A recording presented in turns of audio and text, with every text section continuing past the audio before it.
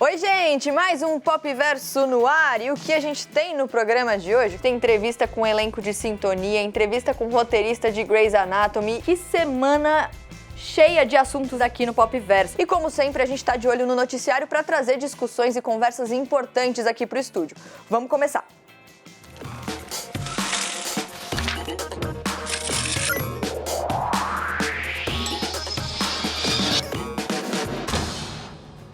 A gente recebeu o elenco de Sintonia, uma série nacional da Netflix, que tá agora com a 3ª temporada e foi bem divertido, olha só.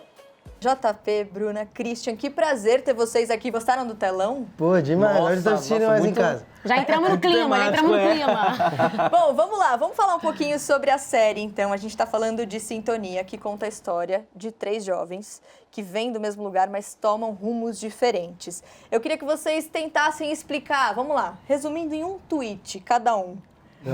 O que é Sintonia? Christian, você primeiro. Nossa, eu que falo pra caramba. Comecei já um tweet, certo, ó. não, IGTV. Tá, um tweet. Sintonia é a história de 3 jovens que têm um sonho no bolso e muita vontade de conquistar. E esses jovens, eles moram na periferia, então eles lidam com todos esses obstáculos de ter uma vida de menos oportunidades. E por mais que esses 3 jovens, eles estejam juntos, cresceram juntos, cada um segue por um caminho diferente, né? Nem sempre uns concordam com os outros, mas essa amizade, ela prevalece até o final e eles se apoiam até na alegria, na tristeza, em qualquer lugar. Então é uma série que fala sobre amor, sobre amizade, sobre sonho e também sobre muito perrengue, né, gente? Esse personagem sofre, Então, gente. virou uma thread do Twitter? Virou. Mas tudo bem, a gente é legal aqui no Pop Verso Pode Tudo. Bruna, e você, se você pudesse resumir? Então, eu vou dar uma resumida. Eu acho que Sintonia fala sobre família, sobre parceria, sobre amizade, sobre estar junto, sobre se respeitar, respeitar a escolha um do outro, independente de qual seja. Então, em resumo, eu acho que é isso. Aham. O meu resumo do resumo, né? Eu acho que Sintonia é a realidade a realidade da favela, a realidade das amizades, dos caminhos que cada um escolhe. É isso. E coloca bem a favela no centro da história, Exatamente. né? Então, como é para vocês representar uma história tão importante, com tanta relevância hoje em dia?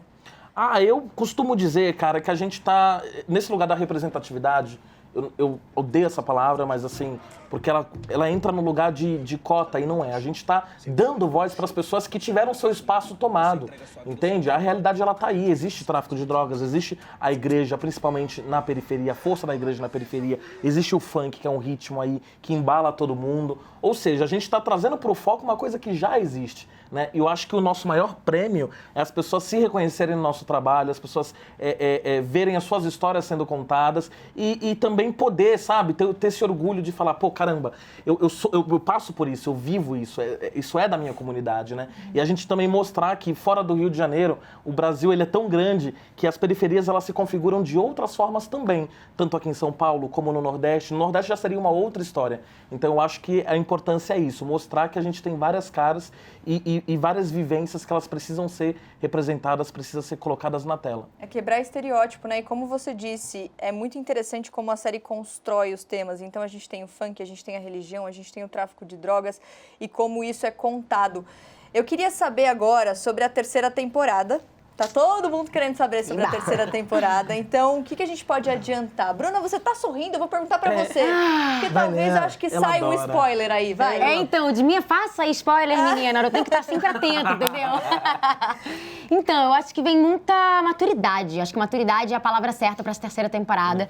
Inclusive, quando eu assisti e eu vi a Ritinha, eu falei, nossa, ela tá madura mesmo, sabe? Porque é tão legal, a gente tá construindo na 1ª temporada, na 2ª, aí vem a 3ª. A gente tem muito domínio do personagem, né? É bonito dar voz a essas histórias, e é bonito ver os personagens se amadurecendo, porque eu acho que como na vida, né, às vezes a gente faz escolhas que a gente acha que é aquilo, depois a gente vê que não é, e a gente volta atrás, e a gente gosta, e a gente não quer mais estar junto, mas a gente ama ainda, mas a gente segue a vida, e daqui a pouco a vida nos proporciona um novo encontro. Então, acho que a 3ª temporada vem com esse gás de maturidade, sabe? E a gente também, às vezes, tem uns flashes, né, da 1ª e da 2ª, e é tão bonito ver a gente diferente. Dá pra comparar isso aí, gente. É muito legal ver essa construção. Como atriz, né, e também como espectador, eu acho.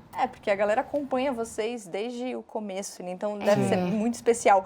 Agora, vamos falar do cara que tá por trás disso, que é o Condzilla. Vou jogar pro JP agora. Que é o cara que teve a ideia para essa série. Então, Sim. como é ter um nome tão importante pro funk por trás da série? Qual é a relação que o Condzilla teve com vocês desde o começo? Como que foi essa construção juntos? Aham. O forte dele sempre foi no mundo dos clipes, né? E aí é um projeto que ele se arriscou de fazer um projeto maior e deu super certo. Mas acho que o que realmente importa é a mensagem mesmo, né? Assim como a Condzilla faz, como as outras produtoras fazem, de colocar o funk nesse lugar, igual você falou de quebrar estereótipo, né? Quando já se imaginou uma série que é Tata Favela, falar do funk, mostra coisas que acho que muita gente não conhecia, né? Que acontece na favela, tomar essa proporção, receber esse prêmio. Então acho que é Qual mais o a retorno que representatividade. vocês recebem, assim, do público em relação à série, desde o começo? É grande. É bem Nossa, forte. muito. Porque as pessoas se identificam muito. Muito. Com todos os personagens. Todos os personagens são bem representados. A tia Lu, a mãe do Doni, a Jussara, Jussara. a Cacau, Toda quebrada o tem, tá Doni, a ligado? Renata. Então, assim, é muito incrível quando as pessoas nos encontram na rua e compartilham da história, da trajetória delas e se sentem representadas e felizes de poder ver que a história dela está sendo contada aí pro mundão, né? E a gente recebe muitos comentários de, exemplo, eu já recebi muitos comentários, todo mundo aqui recebe, do elenco, olha, eu tive um parceiro que ele era assim, ele era do crime, o final dele não foi bom. Olha, eu tive um namorado que era assim. Olha, eu tive um filho que era assim. Pô, cara, essa é a minha história e eu tô tentando sair dessa vida. Então você recebe muitas... às vezes a gente fica até tocado, né, cara? E não tem idade, Nossa. né? Tipo não tem assim, idade. desde Não tem criança já em porta de show direto, tipo, um moleque de 10 anos chegando e falando que o sonho dele era cantar funk, ele tinha parado por ter perdido o pai e por assistir a série ele se inspirou e continuou. Nossa, é demais isso, Sim. né? É o que Muito, dá cara, me arrepia. sentido ao trabalho, né? Sim. De vocês. Ó, quem vem aqui no Pop Verso não só dá entrevista. A gente tem algumas dinâmicas também com vocês. Opa! Então, vamos para nossa dinâmica agora. Quem é o mais provável? Eu vou falar a situação e vocês apontam para quem é o mais... O JP tá tenso. Ele sabe que sempre vai cair pra ele. Eu senti que eu tava aqui falando da dinâmica, ele tava assim, ó. Não, porque a gente acabou de jogar algumas Senhora. dinâmicas e tudo é o JP, mas vamos Tudo é o JP, mas vamos lá. Quem é o mais provável de? Atenção, galera, vamos lá. Chegar atrasado no set de gravação. Por isso que eu não gosto desse jogo. Tô brincando. Comer uma pizza inteira. Ah, eu acho que o... Cara... A gente come bem, Ih, mas a galera tu come come mais. bem. Eu acho que eu quebro, mas a gente racha, tá tudo certo. Dar risada em cena séria. Puta, JP. Eu amei. JP certeza. JP segue invicto, vamos lá. É isso. Fazer os outros rirem no meio de uma cena séria. Aí. Esquecer as falas durante uma cena. Pô, aí... Ai, eu queria dar uma... Eu tenho umas paradas, eu começo a falar, o que eu ia falar mesmo? Tirar uma soneca entre as cenas. Acho que é a Bruna. Bruna. Eu, Bruna gente. adora. me nossa, Momento, né? Adoro De, essa, tipo né? assim, ela ai... adora. Meia hora pra ela é 20 ótimo. minutinhos, meia hora que... Nossa, renova. Revigora, Volta cara. outra. Totalmente noturna. A gente tá 12 horas isso. trabalhando à noite, gente. Atenção, eu quero saber se o último item aqui da lista é o JP também. Vamos ver. Tá. Contar um spoiler de sintonia pra gente. É o Cris. Eu? É a Bruna. Ela que fala, tem a boca aberta, sério. É verdade, o dela escapa mais. Ela escapa Luiz é mais. Tem polêmica aqui, ó. Lancei, não rolou, gente. Eu tentei. A gente pensou aqui num jeito de tirar esse spoiler, mas não rolou. Antes de encerrar, eu queria que vocês convidassem a galera pra assistir, então, a terceira temporada. E é isso. Muito sucesso pra vocês. Ah, a gente tá muito feliz, muito animado pra vocês receberem mais uma vez a nossa história aí dentro da casa de vocês. É isso aí. Mais um quadro que eu amo no Pop Verso, que é o nosso Cérebros Made in Brasil. A gente vai atrás de brasileiros fazendo trabalhos incríveis pelo mundo e a gente descobriu o Beto Scooby, que é esse cara aqui no telão, que é, talvez, responsável por muitos dos nossos choros assistindo a Grey's Anatomy. Ele foi roteirista e muito mais, e ele conta a história pra gente, olha só.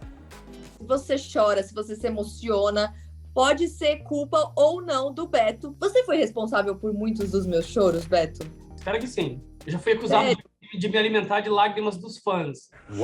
Como começou essa relação entre Beto e a série? Minha esposa, Kylie, foi trabalhar no Grey's. Ela era assistente da Krista, que é a pessoa que foi escolhida pela Shonda para tomar o Grey's quando a Shonda saiu. E aí ela virou parte da equipe de roteiro também. E aí, anos depois, o pessoal conhecia o meu trabalho, me conhecia e apareceu, resumidamente, essa é a minha história. 80% do meu tempo é na sala de roteiro, desenvolvendo, criando, mapeando a temporada, mapeando o personagem, depois quebrando em blocos menores de arcos de personagem, depois em arcos de história, depois em episódios, e aí uma parte do tempo é escrevendo o episódio e aí depois produzindo o episódio. E você leva um pouco do Brasil nas histórias que você escreve? Muito, porque não tem como a gente se dissociar de quem a gente é, da onde a gente vem. Tudo que a gente escreve tem a ver com o que a gente viu ontem, da onde a gente veio, da onde a gente nasceu, tudo que a gente passou, e isso é muito valorizado no Grey's. A diversidade de ideias e de opiniões enriquece muito o storytelling, a contagem de histórias. Faz parte do meu trabalho ser brasileiro no Grey's Anatomy. Você sente que existe menos incentivo a esse mercado aqui no Brasil do que fora? De uns anos para cá, tem aumentado a quantidade de produção no Brasil. Mas o roteirista não é tão valorizado no Brasil, principalmente de série. Eu posso falar mais série, tanto em termos criativos, quanto artísticos, quanto financeiros. Aqui o roteirista tem mais voz, o roteirista tem mais presença, o roteirista também é produtor. A gente tem uma participação que é mais integral à qualidade final do produto. Isso é um dos motivos pelo qual as séries americanas são referência no mundo inteiro. Quais foram os episódios que tem Beto por trás?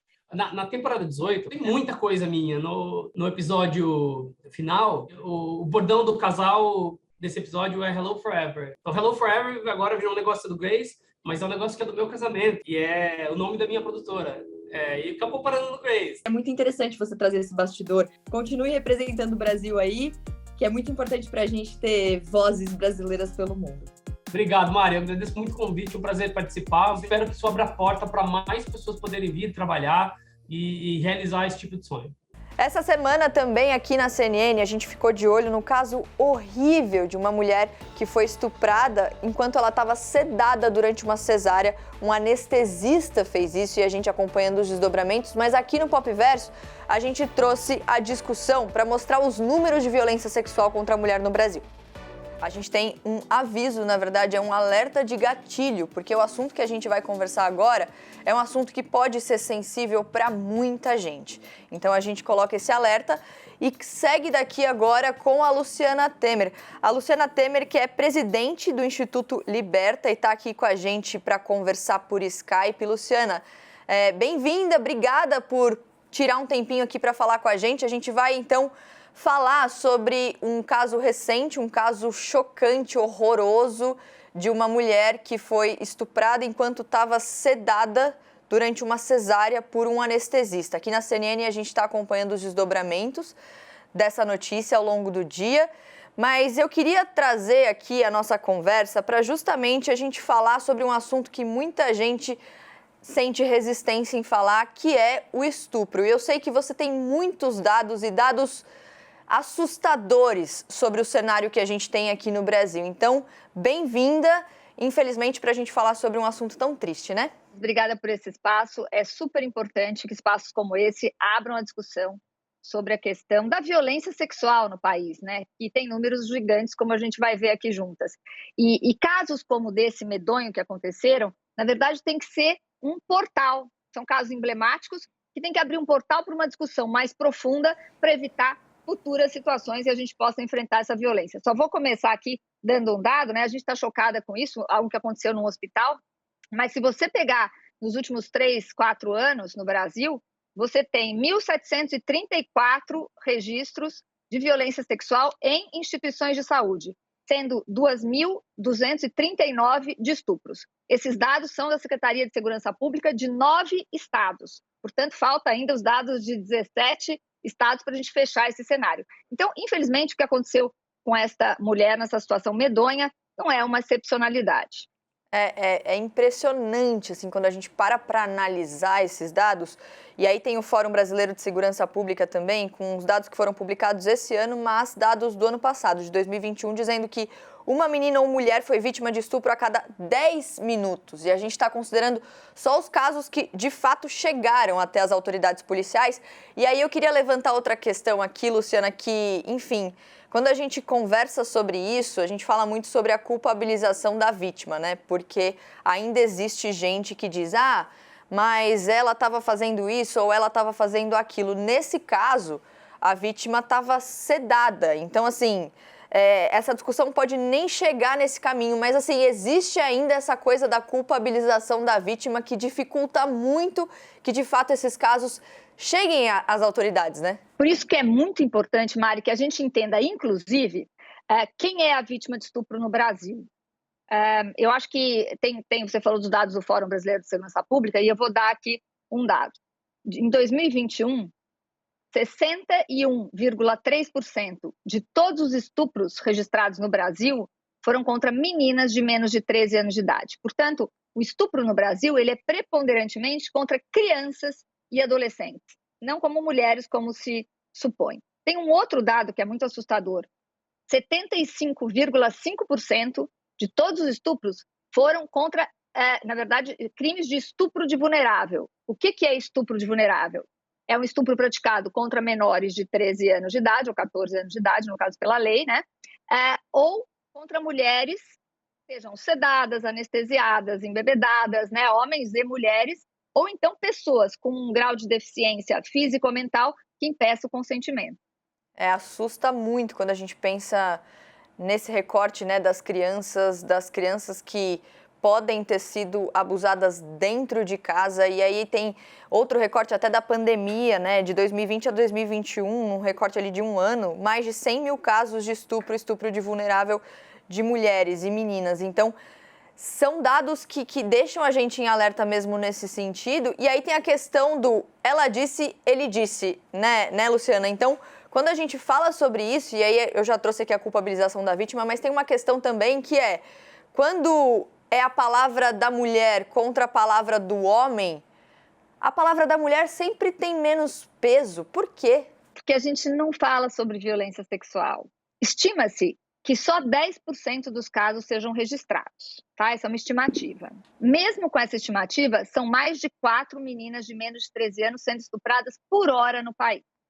Você não acha que com esse dado a gente devia estar discutindo violência sexual o tempo inteiro? Né? E a gente não está. As pessoas não conhecem esse dado. Quando as pessoas não conhecem esse dado, isso é um não problema na sociedade. E ele fica invisível. Veja só, quem fez direito, faculdade de direito, eu sou professora na faculdade, sabe que não se discute violência sexual na faculdade de direito. E depois, juízes, promotores, delegados, advogados vão estar formados sem um conhecimento específico. Nas faculdades de medicina, não se discute violência sexual. Então, médicos vão fazer atendimento sem um conhecimento específico. Nas faculdades de pedagogia, não se discute violência sexual, sendo que a escola é o maior espaço de proteção. A gente está falando que as meninas estupradas têm menos de 13 anos. A gente está falando, um outro dado do fórum que é importante, as pessoas não sabem. 40% dos estupros são praticados por pais e padrastos, 37% por primos, irmãos e outros parentes, 8% por avós. Mais de 75% dos casos acontecem dentro da residência. Então, nós estamos falando de uma violência intrafamiliar. Quem sabe disso nesse país, Mari? Como é que a gente não está falando disso o tempo inteiro? E tem a questão cultural também, né? As mulheres também, muitas vezes, têm dificuldade de entender o que está acontecendo com elas. Então, às vezes, uma agressão, muitas vezes, não física, mas verbal, as mulheres têm dificuldade de reconhecer aquilo como algo que sim precisa ser levado para frente, né? Porque por muito tempo a gente foi orientada a se diminuir de certa maneira, né? Dentro da sociedade. Luciana, é um assunto muito importante e a gente precisa muito falar sobre isso, mas eu queria encerrar aqui pedindo uma mensagem não só para as mulheres, mas eu acho que para os homens também, né? Porque quando a gente fala sobre esses assuntos, muitas vezes alguns homens podem entender que isso não é problema meu, mas é problema de todo mundo, né? É problema de todo mundo, até porque a maioria dos homens são estuprados entre 4 e 8 anos de idade num país machista como o nosso, né? Isso são dados. Então, olha só, a violência sexual é um problema de todo mundo. E aqui eu vou encerrar dizendo o seguinte, mas convidando as pessoas que estão ouvindo a gente a entrarem no site agoravocêsabe.com.br. Tem um íconezinho lá, é uma campanha que o Instituto Liberta está fazendo, dizendo, eu já fui vítima? Entende que você pode ter sido vítima de violência sexual sem ter tido nem toque. Inclusive, essa violência pode ser virtual. Então, vai lá, reconhece e diz não para esta violência no país. Toda e qualquer violência não pode ser aceita. E a gente está convidando a pessoas adultas a virem com a gente para uma passeata virtual. Agora você sabe. Luciana, obrigada. Parabéns pelo trabalho, que é tão difícil, mas tão necessário. Obrigada mesmo. Volte sempre, viu? Obrigada a você, Mari. Lembrando que, olha só, a vítima ou qualquer outro denunciante pode ligar para o Disque 100 para fazer essa denúncia. É o canal do Ministério da Mulher, da Família e dos Direitos Humanos. A denúncia também pode ser feita nos conselhos tutelares e nas delegacias. E se você quiser saber mais sobre esse caso horrível que a gente falou aqui no começo da nossa conversa, a gente está acompanhando os desdobramentos disso ao longo da programação aqui da CNN e também no nosso site.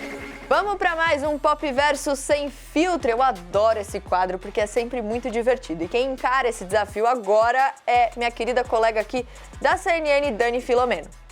Eu sou a Dani Filomeno, apresentadora do CNN Viagem Gastronomia, que está estreando mais uma temporada. Gente, o que a gente faz pra viver? Comer, viajar, cultura e o que tem por aí pelo mundo, né? E você vai ver agora o meu Sem Filtro. Se você pudesse escolher qualquer pessoa, viva ou morta, quem você chamaria pra um rolê? Sem dúvida, o Michael Jackson, gente. E eu queria estar naquela cena que ele tem, que é quando ele era bem pequenininho, que ele canta uma música no primeiro show de TV que ele participaria. Eu queria estar lá e estar nesse rolê com ele. Você passa o pano pra qual vilã ou vilão da ficção? Ai, eu adoro o Jim Carrey no Sonic. Eu tô numa fase Sonic 2 com as crianças, eu adoro ele naquele papel. Eu passo pano mesmo pra ele. O papai tá com um bigodinho novo. Quem te interpretaria no cinema? Ah, eu mesmo, né, gente? Quem que vai interpretar essa confusão que eu sou, que gosta de comer, gosta de viajar? Eu acho que sou eu mesmo, não tem jeito não. O que a pessoa precisa saber quando te convida pra jantar? A pessoa tem que saber que vai querer comer bem. E eu gosto de pedir aquela mesma farta. E eu belisco tudo um pouquinho de cada. Então tem que deixar eu pedir todos os pratos. É isso que você vê no programa, né? Aquela mesa farta, mas eu belisco um pouco de cada uma e um vinhozinho pra acompanhar. Qual a música você sempre cantou errado? Todas. Eu acho que música errada é aquela que você canta com emoção, depois eu escuto a letra e falo, meu Deus do céu, né? Tem alguma coisa que você sempre sonhou em fazer e ainda não fez? Eu tenho uma lista de viagem, de coisas que eu quero fazer pelo mundo que eu falo que não cabe nessa vida. Mas viajar pra vários lugares eu queria zerar e tudo que tem por aí. Você coloca meia tênis ou meia tênis? Meu Deus do céu! Não, coloca meia e depois tênis. Geralmente eu ponho um tênis de cada um, decido qual roupa e depois eu troco o tênis. E já aconteceu de eu sair com 2 meses diferentes. Qual segredo você vai contar hoje pra gente? Ah, da próxima temporada do CNN Viagem Gastronomia. Posso? Não, né? Não vou contar? Vocês vão ter que assistir. E complete a música. Seu guarda eu não sou. Cachorro não? Não qualquer música. Eu troquei, né? Total. Gente do céu, eu resgatei o negócio dos fundos do oceano. Ficou maravilhoso. Você me enganou nas perguntas todas. E por que a Dani tá no Sem Filtro? Porque tem temporada nova do CNN Viagem em Gastronomia. A 4ª temporada, são 13 episódios e tá demais. Eu tô com a lista aqui de lugares que a Dani visitou. Olha só, Portugal, França, Costa Rica, Panamá, Patagônia chilena. Ela fez road trip demais, gente. Então estreia sábado, 16 de julho, às 9 da noite aqui na CNN. Dani, muito sucesso, eu vou assistir. E segunda-feira o Pop Verso tá de volta, gente. Eu espero vocês.